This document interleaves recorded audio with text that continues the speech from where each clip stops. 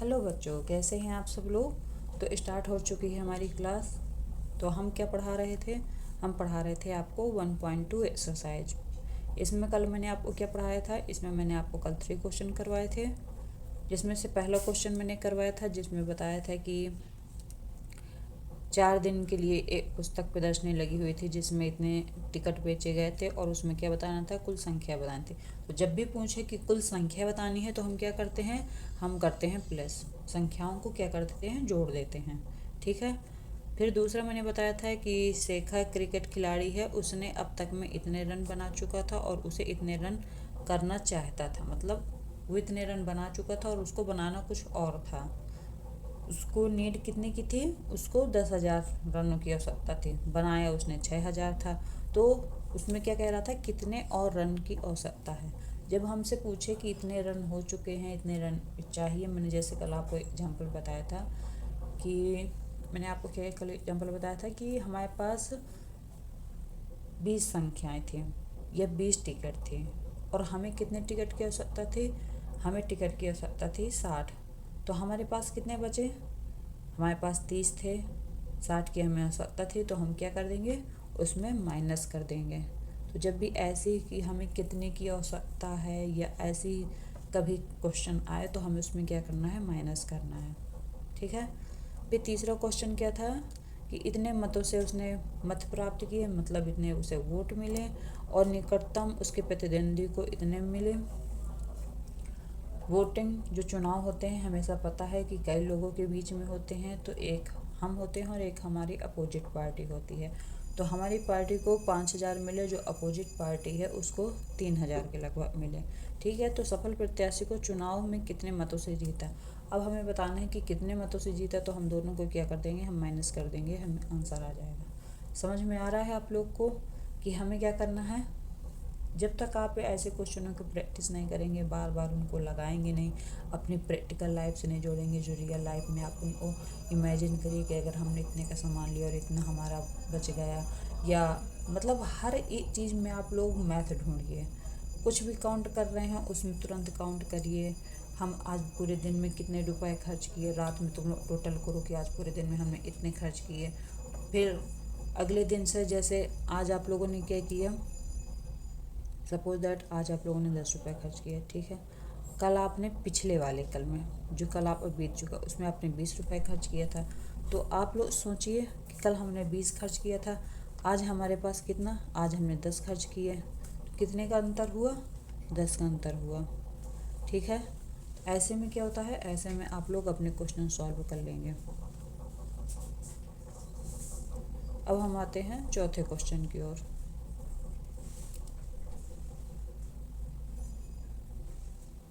ये आप लोग का हो चुका।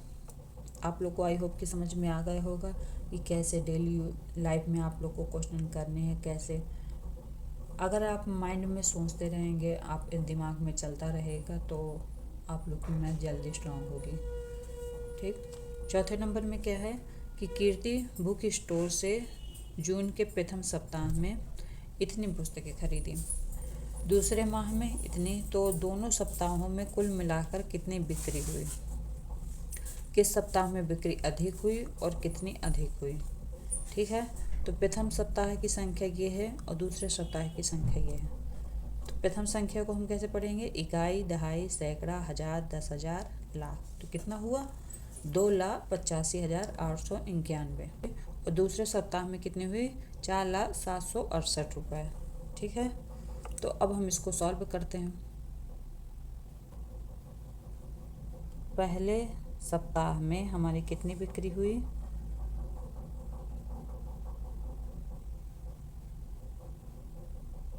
सॉरी, गलत संख्या हो गई।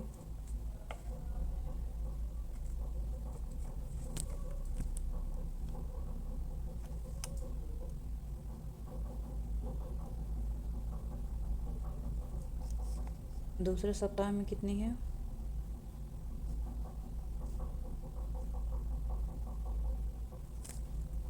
ये हो गया आपका दूसरा सप्ताह। ठीक है। पहले सप्ताह की ये संख्या हो गई, दूसरे सप्ताह की ये संख्या हो गई।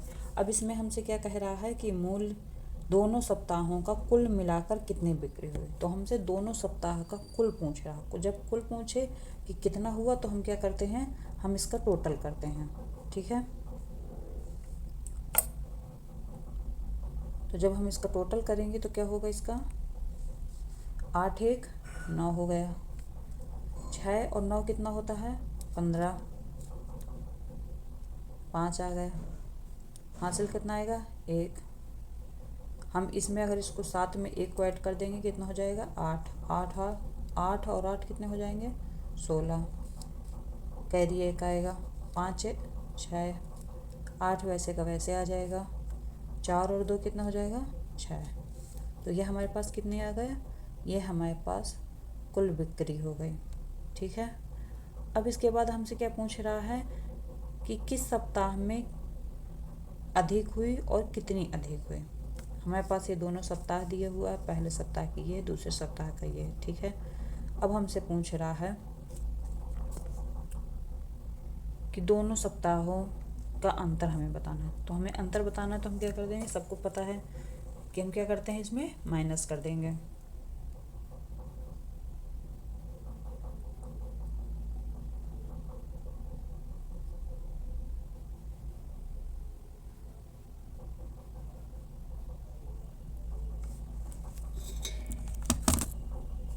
आठ में 1 गए, कितना हो गया,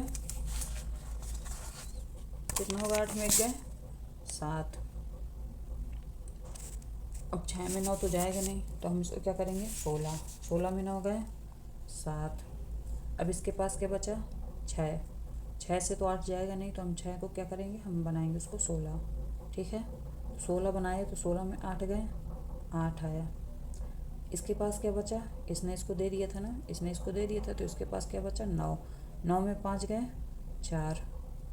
इसके पास भी 9 बचा। 9 में 8 गए 1। 4 में 2 गए, सॉरी, इसके पास क्या बचा, इसने इसको दे दिया था, इसके पास बचा 3। 3 में 2 गए 1। ये हमारे पास आ गया इसका अंत, और यही हो गया हमारा फाइनल आंसर। ठीक है, अगर वो हमसे पूछे कि टोटल कितना हुआ, तो टोटल हमारा ये है।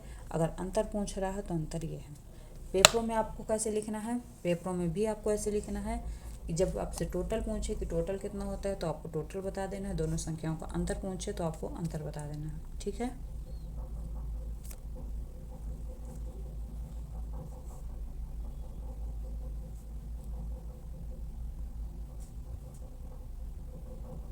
ये था आपका चौथा क्वेश्चन। अब आते हैं 5वें क्वेश्चन की ओर।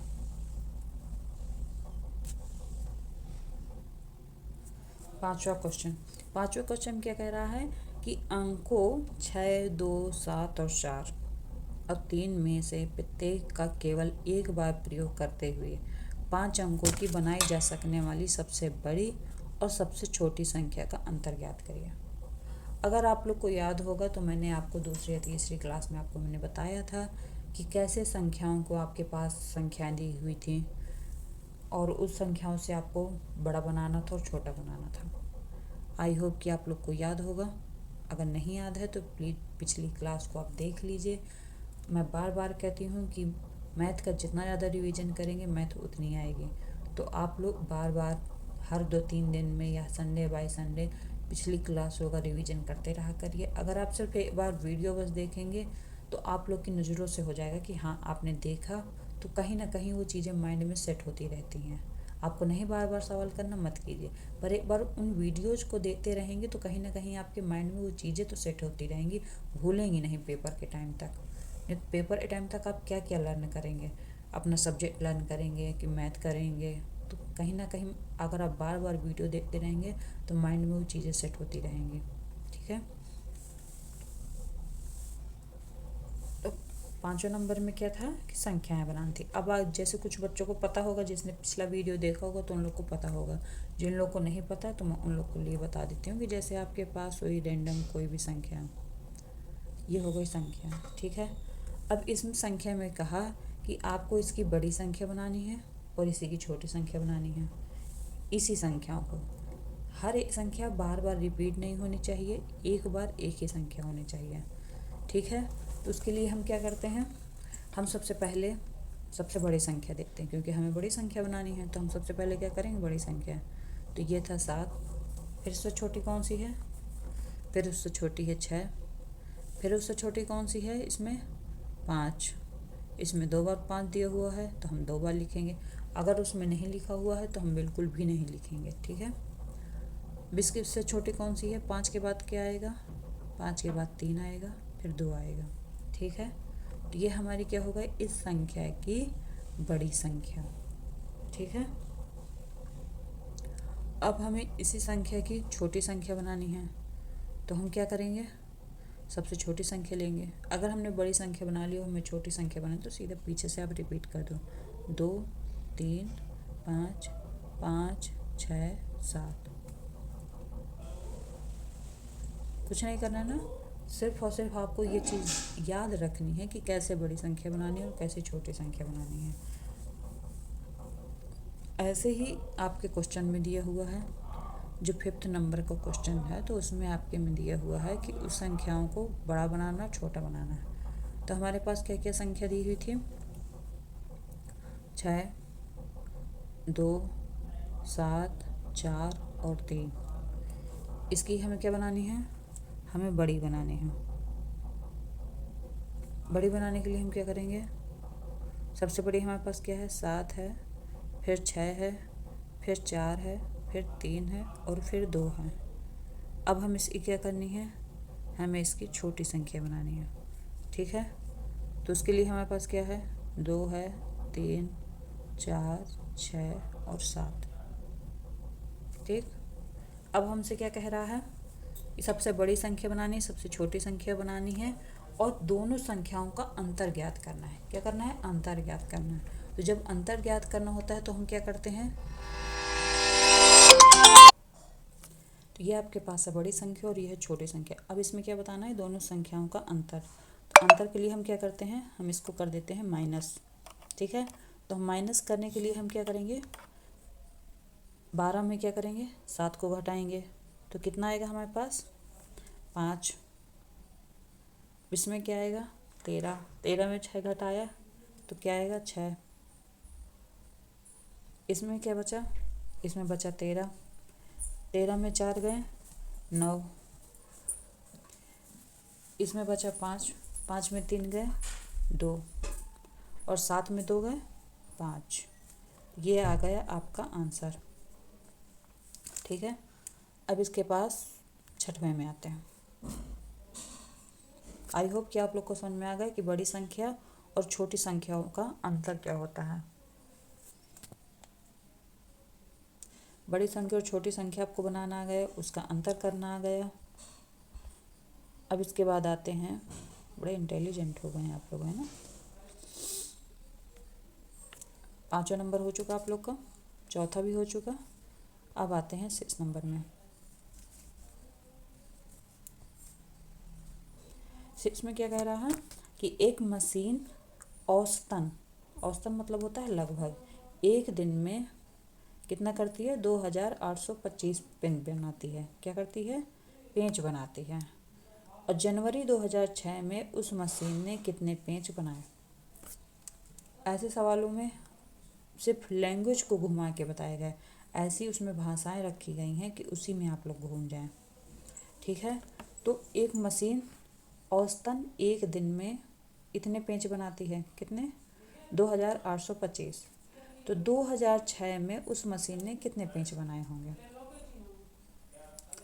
तो इसमें क्या करना है आप लोग को कि एक दिन में उसने कितने बनाए, एक दिन में उसने बनाए 2825 इतने पेंच बनाए, ठीक है। अब वो कह रहा है कि जनवरी 2006,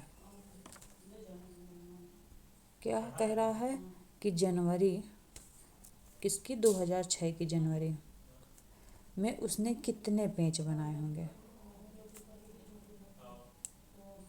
ठीक है। यहाँ पे क्वेश्चन मार्क आ गया आपको कि उसने कितने पेंच बनाए होंगे। इसके लिए अब हमें क्या करना है, हमारे पास अब ऐसे क्वेश्चन है, अब इसका हमें आंसर बताना है। एक दिन में इतने बना दिया तो जनवरी में कितने बनाएंगे। अब हमें जनवरी का कैसे पता चलेगा, तो जनवरी में कितने दिन होते हैं, 30 होते हैं या 31, कितने दिन की जनवरी होती है, 31 दिन की ना। तो 31 दिन हो गए। जब एक दिन में इतने बनाएगी तो 31 दिन में कितने बनाएगी, इसके लिए हम क्या करेंगे, गुणा।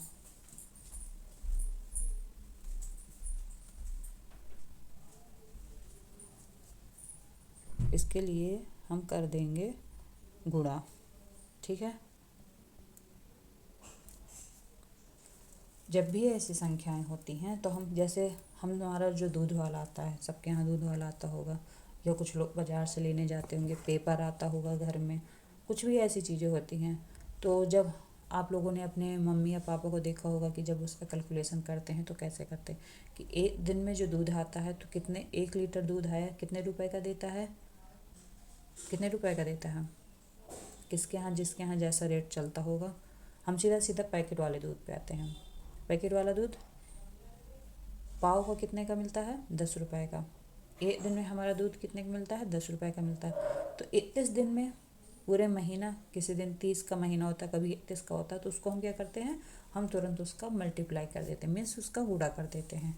तो हमें इसमें भी वही चीज़ करनी है कि एक दिन में जो कंपनी है एक दिन में 2825 पेन बना रही है, तो 31 दिन में कितने बनाएंगे। तो हमें जनवरी में उसने कितना स्मार्ट तरीके से उसने पूछा, उसने सीधा पूछा है कि जनवरी में कितने पेन बनाएगी। अगर आप सोचो कि जनवरी बस, तो जनवरी आप नहीं कैसे काउंट कर पाएंगे, तो आपको सीधा उसके दिन लेना। हमें जनवरी से मतलब नहीं, जनवरी उसने इसलिए कही है क्योंकि जनवरी हमेशा 31 दिन की होती है, 30 दिन की तो कभी होती नहीं है।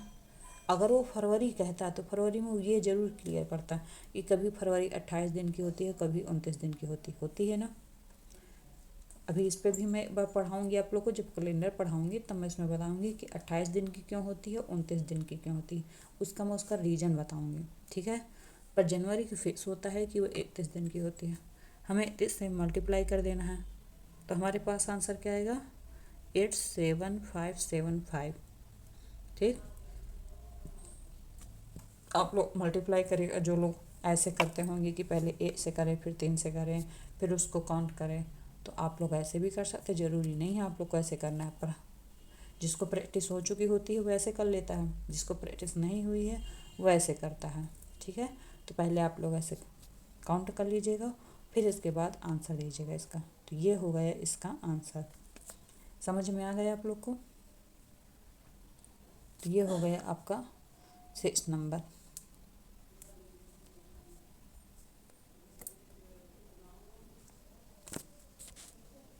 इतना आप लोग क्लियर हो गया। अब इसके आगे है आप लोग के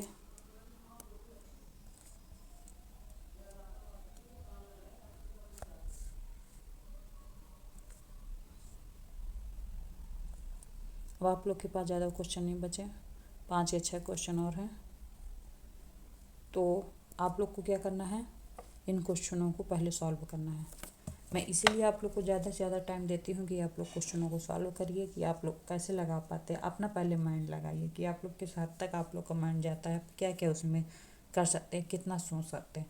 तो पहले उन क्वेश्चनों को करिएगा, बाकी मैं आप लोग को कल बताऊँगी। तब तक के लिए bye bye, best of luck.